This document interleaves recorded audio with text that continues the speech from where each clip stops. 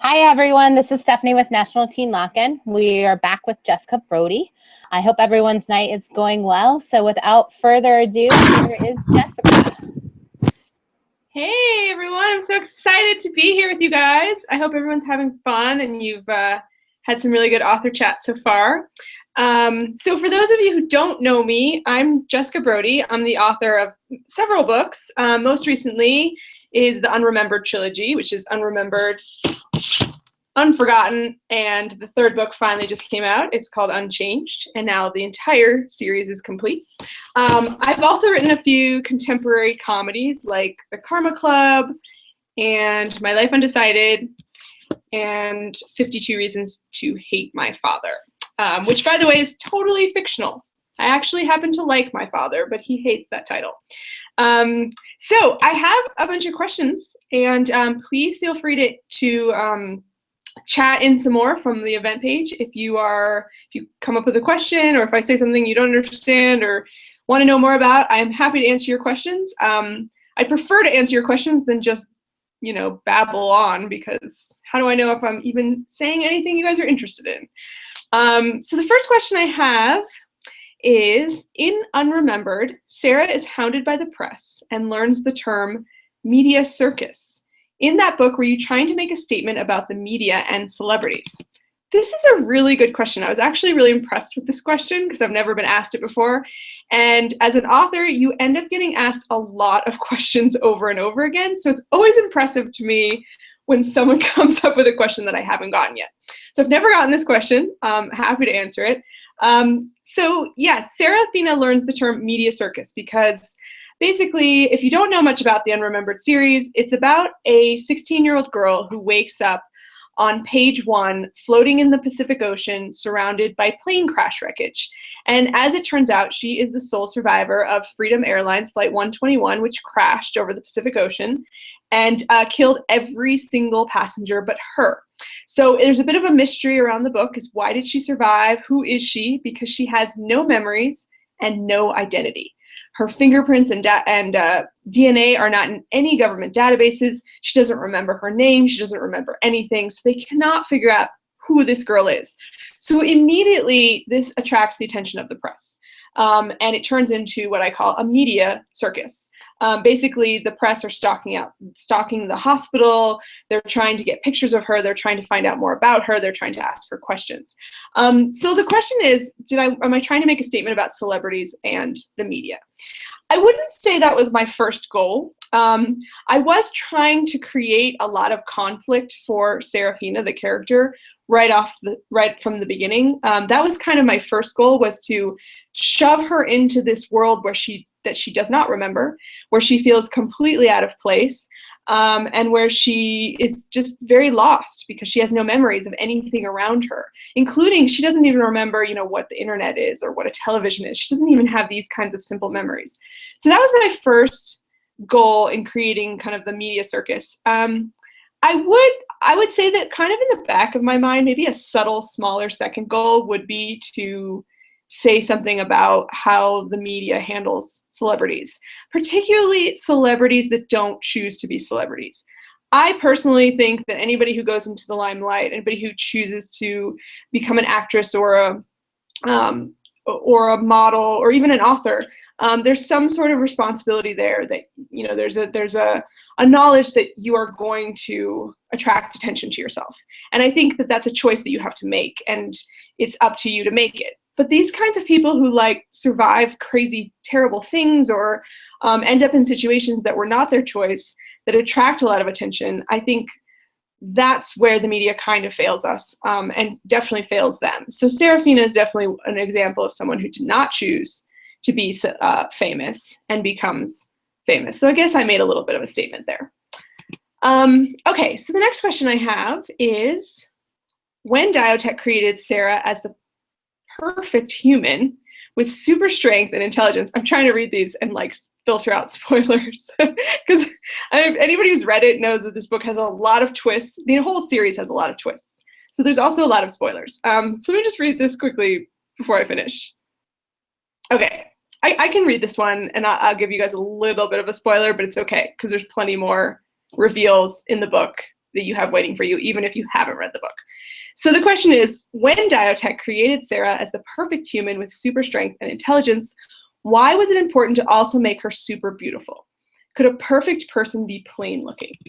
Now, I really love this question because this has so much to do with what I was trying to say in this book. So here is the kind of minor spoiler, is that you soon find out about halfway through the book that Serafina was created by a company called Diotech to be the perfect specimen of human. She has superhuman speed. She has superhuman strength. She can see in the dark. She has perfect vision. She has a lot of really cool kind of superhero-like qualities about her, which were really fun to create. And this company, Diotech, turns out to be somewhat of an enemy, a villain in the trilogy. They are a kind of scientific research conglomerate. They do a lot of really shady things, I guess I can say. And one of those things was creating Serafina to be this perfect specimen of human. So there's a little bit of a spoiler, but it's okay. The big spoiler for book 1, I did not tell you. You won't find that out till the end. So if you haven't read it yet, still read it, because there's still a big twist. Anyway, so the question about why does she also need to be super beautiful? So basically, when Serafina is pulled from the ocean at the beginning of the book, she's put in the hospital, and one of the nurses tells her that she is really, really beautiful. She says that she looks like a photoshopped picture, like all of her no blemishes. She just looks really, really perfect. And that's kind of a clue that, gets paid off later with this perfect person being created in a lab and all of that. The reason that I chose to make her super beautiful was not because I personally think that perfection comes with beauty, or beauty comes with perfection. The reason I chose to do that is because of the general belief in our society today that perfection is on the outside. And it was kind of a little bit of a statement that I was trying to make. Serafina was created to be the perfect person, and I put perfect in quotes because what exactly is perfection? That's a question that I explore through the entire trilogy, actually. But in the first book is where I kind of start to dive into that question. What is perfection? Well, it's different for everybody because it's a relative term, perfection.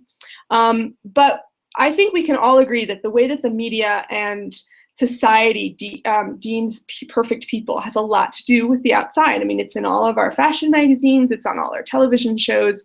The people that are put forth as desirable or beautiful are very, very polished looking. And so I wanted to kind of make a statement about that, about what happens when science gets involved in our desperate quest for beauty and perfection. Well, the result is Serafina. So I was kind of making a statement with that.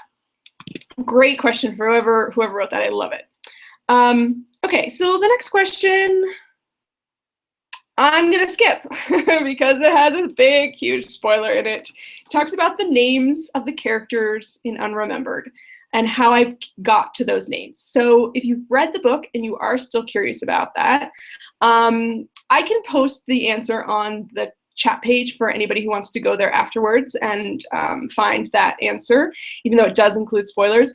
You can also always feel free to tweet me, or you can email me. My email address is email@jessicabrody.com. Feel free to email me any questions you want, but I'm skipping this question about the names because it is a spoiler.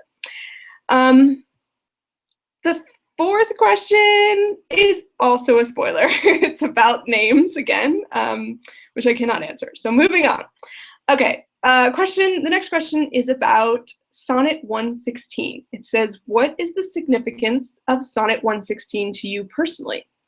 So for those of you who haven't read the book, there is a very important poem that occurs in this book and also kind of continues to occur in the rest of the trilogy. And that is Sonnet 116 by William Shakespeare. I'm not going to read the whole thing. I wish I had it memorized. That would be even cooler, but I don't.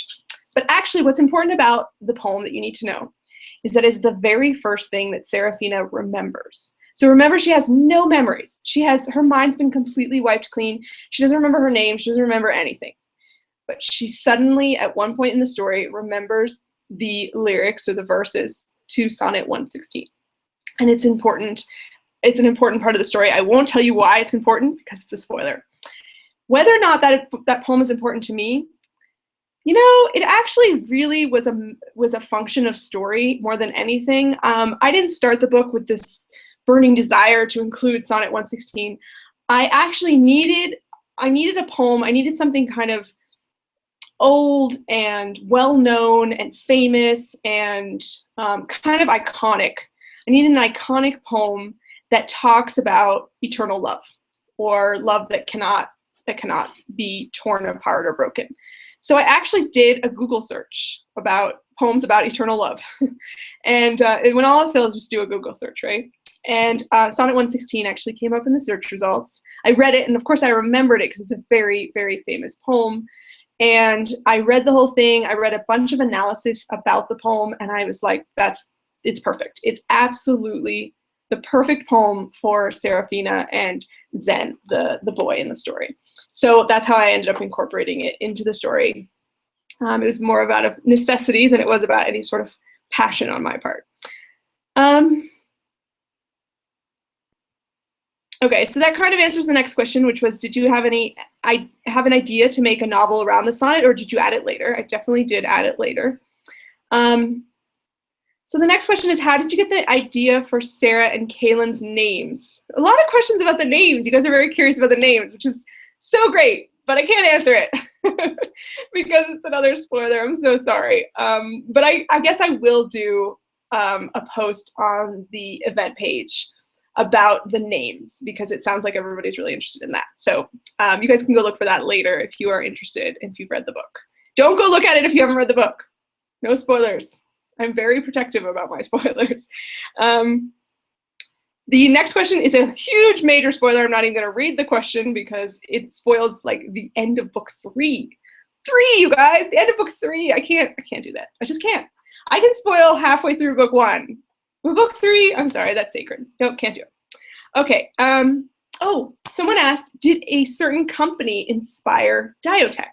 So remember, Diotech is the evil scientific technology conglomerate that created Serafina. Diotech is actually, I came up with the name because it comes from 2 roots, Dio or Dio, meaning God, and tech is tech or science, because I wanted a company that whose name meant God's science. This is exactly what they're doing. They're fiddling around with the ways of nature. They are trying to kind of cheat nature or cheat God's will, if you want to go a more spiritual route on it. But they're basically trying to play God by making these perfect humans. So they're taking what nature has already made and they're trying to perfect it.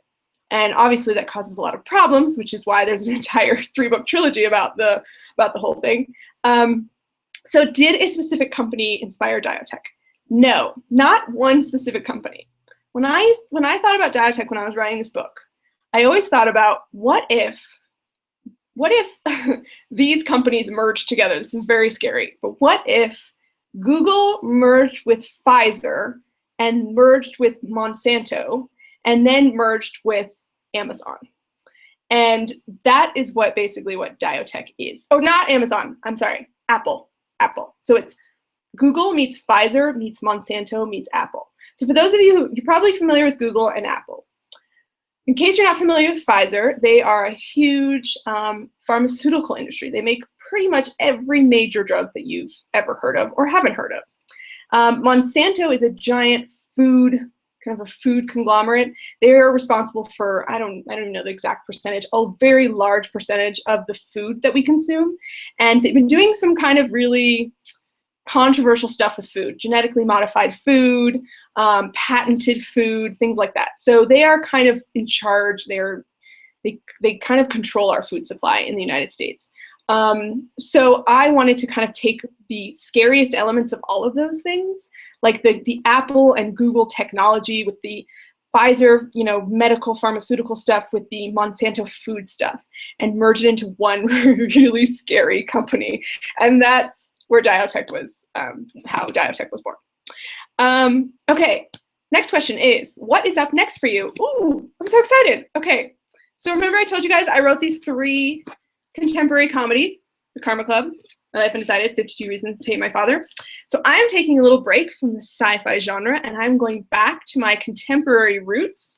I have 2 contemporary books coming out next spring and summer. The first one comes out in May, and it's called Boys of Summer, and it is a really fun story that's about these 3 boys who come and summer at this island. Every single summer they stay at this island, and they're best friends. And this is the last summer where they're going to come together before they go off to their colleges and futures. But they're all coming back with this summer with some really heavy problems that have happened in the last year, and it's going to put a huge strain on their relationship, on their relationships with each other and their relationships with girls. So it's written from 3 male points of view, which is the first time I've ever written a male point of view, let alone 3 of them.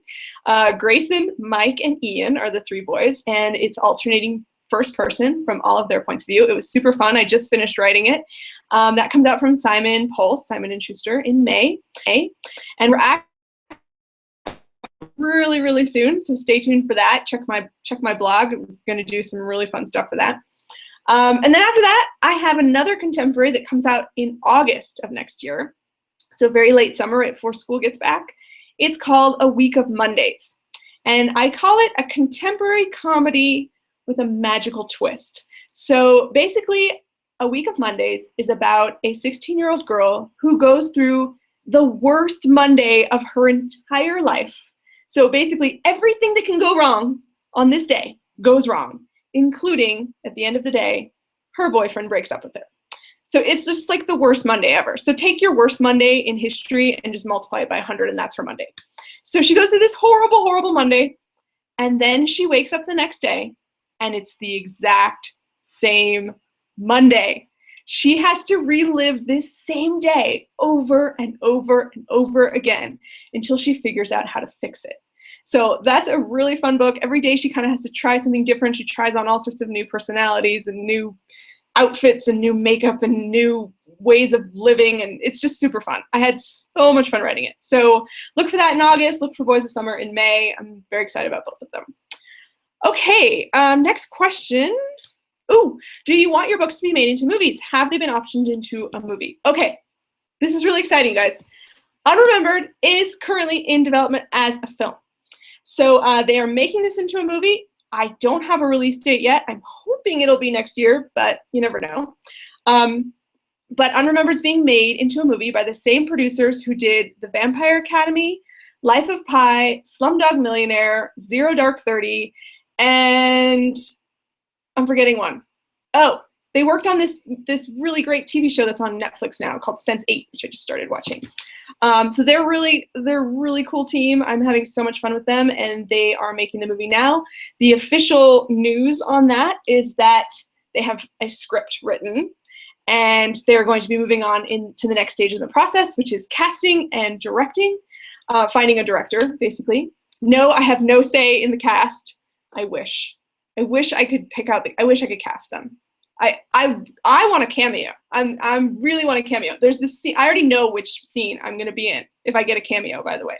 So for those of you who read the book, remember there's like a supermarket scene where Serafina goes to the supermarket for the first time and she doesn't remember what anything is, like what is meat and what is mac and cheese and all of these things. I want to be like in the background, like in a supermarket shopper. Like I want to be like pushing a cart down the aisles and like picking out cereal. I'd be really good at that. I'm really good at supermarket shopping. So I think they should cast me for that. Anyway, so that's the news on that. The other movie news, which is kind of exciting, is the exact same producers have also optioned 52 Reasons to Hate My Father, which is about a spoiled teen heiress who has to take on 52 low-wage jobs in order to earn her trust fund of $25 million. So it's a little bit of a riches to rags story, it's super fun and comical. So they're hoping to make that into a movie too. This is very exciting. Okay, next question is, oh, you don't give anything away. Okay, this is a good question. It's not too spoilery. It's got some details, but I've already spoiled some stuff, so it's fine. What made you come up with the idea for Sarah to erase her memories before? Oh, no, I can't say that. Sorry. That is a spoiler for the end of the first book. Okay, so I'm going to skip that part and just say, how did you come up with the idea for the cube drive? That's the second half of the question. Sorry, I should have read that more carefully. It's okay, I didn't give anything away. So in Unremembered, there is some really cool kind of technology that Diotech has developed. So remember, Diotech is like super advanced in the techno field, in the medical field, and in all of the scientific fields. They are light years ahead of where we are now. So they have developed this new technology called recognition. And basically what recognition is, it doesn't come from the same kind of roots as recognize, recognize. So recognition is the process of taking memories from the brain, storing them on a hard drive, just like, you know, those little flash drives that you guys have, storing them on a hard drive, and then being able to actually put them back into the brain or someone else's brain. So what they use these little suction cup things that one goes behind each ear and one goes at the base of the head. And those little discs, they send electromagnetic waves into the brain, and they connect wirelessly to a drive, like a hard drive, where the memories are stored. And basically the hard drive becomes an extension of your brain. So anything that your brain can remember, the same way that you would remember, you know, what you ate yesterday or what your bedroom looked like when you were a little kid, it's the exact same way you access memories from this drive. They have to be activated in some way. So someone could ask you a question like, you know, how do you say something in French? If that memory is stored on that drive, you will suddenly be able to speak French. So I got this idea because I needed to find, it was actually another functional reason. When I was writing the book Unremembered and Serafina's memories have been erased, I needed to find a way for her to be able to access some of her erased memories in order to tell the story in a compelling way. So I came up with this concept of recognition. What if her memories were erased, but not gone? What if they were just erased from her mind? What if they still existed? What if she could access them in some way? So I came up with the idea of storing some of her memories on a little drive, and it's called a cube drive. So it's a little square. It looks like a dice, like the dice you would play in, you know, a board game. It's about that size, except it's silver and it kind of has a green glow to it when it's on, when it's active. And so that's how I came up with the idea for the cube drive. This is a great question, and I've never been asked about the cube drive, so awesome. Oh, good question. Okay, did you plan for Unremembered to be a trilogy? The short answer is yes. The slightly longer answer is originally I thought it was, no, that's not true. Back up. I originally had the idea for Unremembered as a trilogy. I wrote a proposal, which is basically a synopsis or summary of 3 books. I sent it to my agent, and I said, I want to, you know, try to sell this. I feel like this is a really fun idea. I'd love to be able to write it. And he read it and said, oh, you know, this is great, but I feel like publishers really want 4-book series right now. This is around the time that Twilight was very popular, so I think a lot of publishers were buying up 4-book series. And I was like, oh, well, okay, I could make this a 4-book series. So I went into my summaries and I kind of started moving stuff around. I split the second book into 2 and I, you know, kind of moved everything around. And I handed it back to him and he gave it to my publisher, which is Macmillan. And my editor wrote back and was like, well, we really want this. We really like it. But it kind of only feels like 3 books. And I was like, oh. That's because it is 3 books, and I tried to make it 4 books. So yes, the long story is it was originally always supposed to be 3 books. For a very, very short time, it was 4, and that did not last. So I've always wanted to write a trilogy. It was very difficult to write a trilogy. It was the first time I've ever tried one. Super hard, but I'm very proud of it. Particularly the 3rd book, Unchanged. It's my favorite of the series. I'm the most proud of it. It was also the hardest to write, so I hope you guys like it. Okay, I think I have 1 question left, and my time's almost out. So, do you start with an outline, character, or plot? Oh, great question. I love the writing questions. So the reason I love the writing questions so much is because I am super into my writing process. I'm always trying to analyze it and tweak it and perfect it.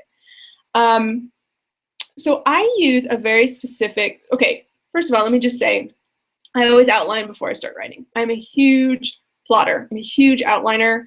I don't start writing until I have pretty much my entire outline finished.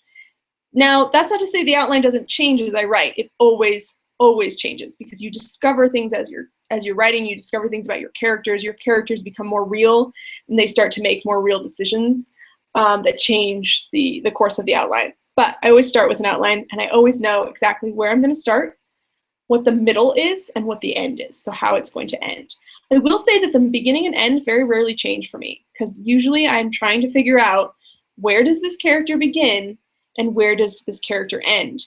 And those things need, those bookends, the beginning and end, need to be so very different.